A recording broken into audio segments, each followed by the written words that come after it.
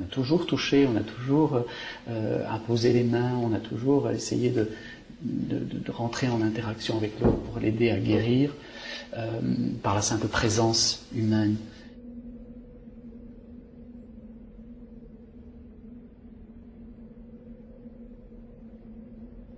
Et j'ai le sentiment que, en ce qui concerne la guérison, c'est un concept qui permet de faire le lien entre le corps et l'esprit. Et c'est pas par hasard, sans doute, que dans les cultures asiatiques, qui n'ont jamais séparé le corps de l'esprit, l'énergie est au centre des systèmes de guérison. À savoir, en Inde, on a le prana, en Chine, on a le chi, et en fait, c'est sans doute la même chose.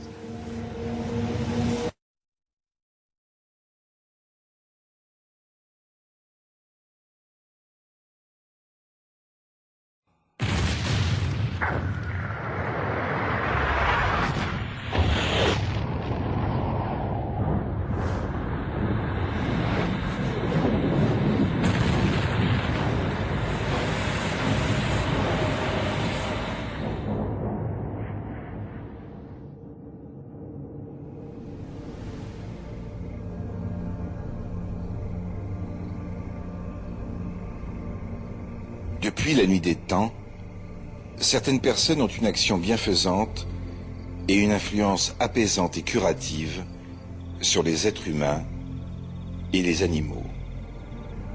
Le magnétisme, l'imposition des mains, reste une pratique universellement exercée par l'être humain depuis toujours, et ce, quelles que soient les ethnies.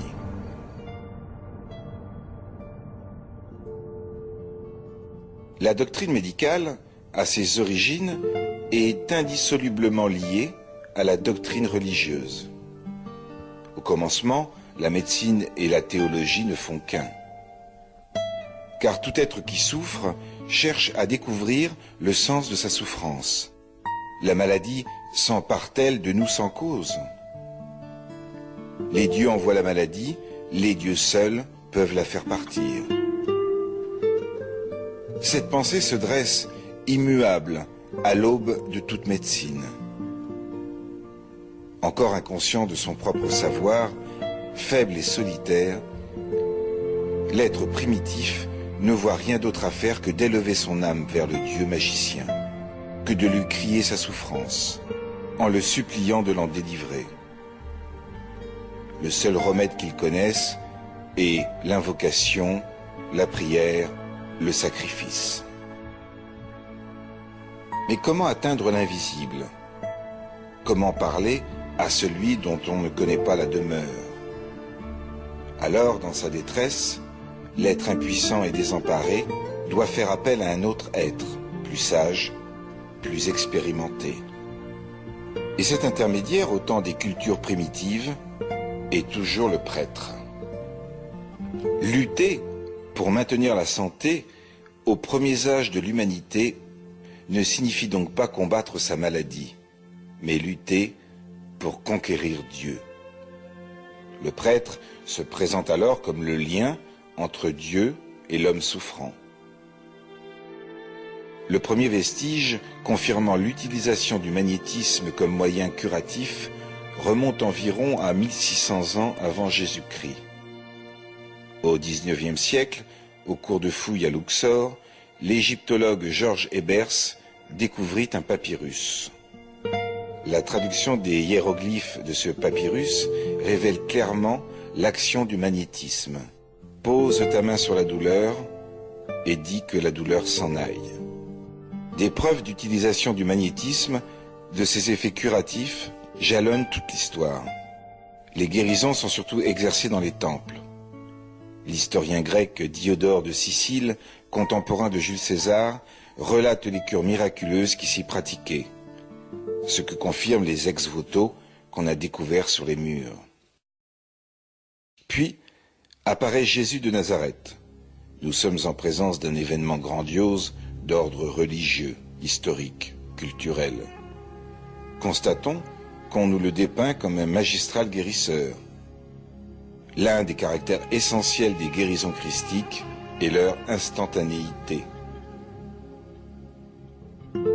Les rois de France et d'Angleterre détenaient aussi le pouvoir de guérison par la main royale. Ils entretenaient cette coutume d'imposer les mains le jour même de leur cérémonie de sacre. Ils prononçaient la locution suivante: « Le roi te touche, que Dieu te guérisse ». En France, cette tradition remonte à Robert II le Pieux. Paracelse, alchimiste et médecin. Pour lui, l'équilibre physique est dû à une force à laquelle il donne le nom de manial, et qui est le médecin interne du corps. Ce manial est en étroit rapport avec le lien universel qui unit toutes les choses et tous les êtres du cosmos. Il constate que ce lien universel continue à unir les éléments d'un tout qui peuvent se trouver séparés. Paracelse affirme qu'on peut guérir des êtres à 2000 lieues de soi.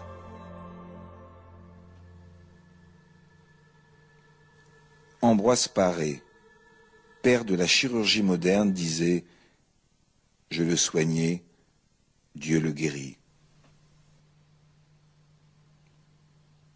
Au XVIIIe siècle, une figure étonnante de la médecine surgit avec Franz Anton Mesmer. En 1766, il obtint son doctorat en présentant une thèse qui montre l'incidence des planètes sur la santé humaine. Il dispensait ses séances de mesmérisme à la bourgeoisie afin de prouver l'existence d'un fluide guérisseur qu'il nomma le magnétisme animal. Mesmer avait imaginé de pratiquer des guérisons collectives, dont l'instrument était un baquet rempli d'eau ou trempé de la limaille de fer. C'est la très ancienne notion du fluide, familière aux antiques hindous et égyptiens, que reprend Mesmer. Il publia un mémoire intitulé « Découverte du magnétisme animal ». En 1893, Hector d'Urville fonde à Paris la première école de magnétisme.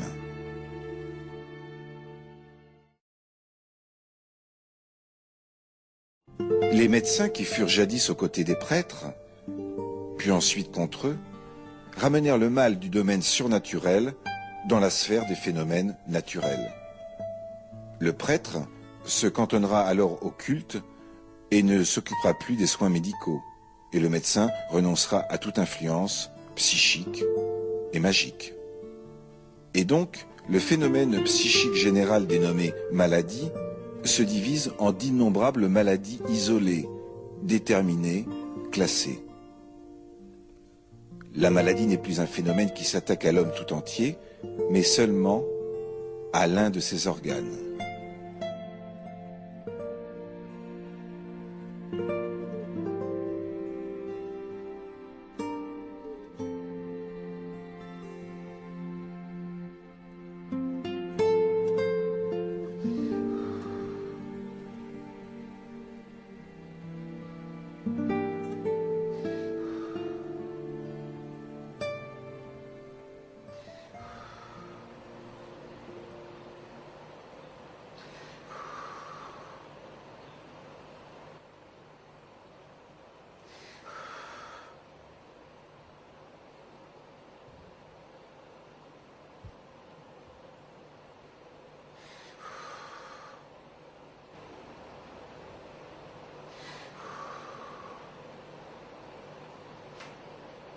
C'est vrai que ça a démarré à la maternelle. J'avais toujours des problèmes. On appelait toujours mes parents pour leur dire votre fils il n'est pas bien, il faut s'occuper de lui, il est malade. Bon, j'ai eu toutes les opérations imaginaires d'infantile, quoi. Végétation, amygdale, les otites, double otite, les orients, enfin j'ai tout vu. Il y a 30 ans, on a pris cet hôtel-restaurant. Ça ne m'a jamais empêché de travailler. Je travaillais toujours comme quelqu'un qui avait pas de problème. Et puis, le 15 août 1984, à 5 h du matin, il y a une voix qui m'a réveillé. Je ne dormais pas, j'étais bien. Elle m'a bien réveillé, elle m'a dit de m'asseoir sur mon lit Et je me suis glissé tout doucement sur mon lit. Alors, je me suis assis sans réveiller ma femme, sans allumer la lumière. Et j'ai écouté un message, je ne sais pas si j'en ai entendu un message de l'au-delà, mais c'est très flou. C'est presque incompréhensible. Pour moi, le 15 août, c'est la fête de la Vierge. Je suppose que j'en ai déduit que c'était la Vierge qui était venue me dire ce message. Maintenant, je mentirais de dire que je l'ai vu, je ne l'ai pas vu. J'aurais bien aimé, moi, je ne l'ai pas vu, c'est uniquement sa voix. Ma femme me répond, ben, ça doit être un signe. Bon, on en est resté là, un signe de quoi, on n'en savait pas. Mais le fait est, c'est que ce soit midi, que ce soit le soir, que j'aille quand j'allais chercher le pain à la boulangerie, qu'il y avait du monde, j'étais mal à l'aise dès que j'avais du monde autour de moi. J'ignorais totalement à ce moment-là que je ressentais les problèmes de santé que les gens avaient sur eux. La première idée en me réveillant le matin, j'ai dit à ma femme, il faut que je voie Madame Marotte. Voilà. Madame Marotte, c'est une dame qui avait 87 ans, qui habitait le mur mitoyen de l'hôtel. Elle avait 85 ans, paralysée depuis 25 ans. Mais moi, je n'osais pas y aller. Je dis à ma femme, elle va dire, mais pour M. Marcos, il est dérangé, ce bonhomme, c'est pas possible. Quand je vais lui dire pourquoi je viens, Bon, je suis allé quand même. J'ai frappé à la porte, la petite m'a ouvert. J'ai dit, ta grand-mère est là. Elle me dit, oui, entrez. Elle est assise, comme toujours, là-bas. Alors, je suis entré, on a commencé à parler un petit peu de la pluie, du beau temps. Je ne savais plus quoi. Et au bout d'un moment, j'ai dit, il faut que j'aille travailler. J'ai dit, bon, Madame Marotte, vous ne savez pas pourquoi je viens? Elle me dit, non, M. Marcos. J'ai dit, ben, je suis venu pour vous guérir les jambes. Je ne sais pas pourquoi j'ai annoncé ça comme ça. Elle allait parler, j'ai dit, attendez, ne dites plus rien. Vous permettez que je vous touche le genou? Elle me dit oui. Alors je me suis mis à genoux devant elle, puisqu'elle était assise, bien sûr. J'ai imposé mes mains sur le genou, alors là j'ai compris. J'avais ma tête qui me faisait très, très, très mal. Et au fur et à mesure que ma tête, cette douleur partait de ma tête, donc quand je me suis senti très bien dans ma tête, que j'avais plus mal, j'ai pris le genou d'à côté, ça a fait pareil. La séance, elle a duré entre 35 et 40 secondes, je ne sais pas moi. Et je me lève, je lui dis, bon, mais Madame Marotte, vous allez vous lever maintenant que je vous vois et marcher. Hein? Allez, levez-vous et marchez dans la pièce, là. Et puis au moment où elle se met debout, alors ça m'a fait un choc là-dedans, j'en ai eu les larmes aux yeux. Puis au même moment, sa fille qui rentrait de faire les courses avec les paniers dans les mains, elle lui dit à sa fille, elle lui dit, maman, regarde. Elle dit, maman, je marche. Elle levait les jambes comme si elle n'avait jamais été paralysée. Ça s'est ébruité, je recevais des gens venaient faire la queue sur le trottoir. La réception de l'hôtel, qui était 2 fois comme cette pièce, elle était pleine de gens qui arrivaient de partout. Je recevais des coups de fil des Vosges, mais j'ai dit, mais c'est pas possible. Je vais devenir fou, mais comment de si loin ça veut... Et voilà, c'est parti de là.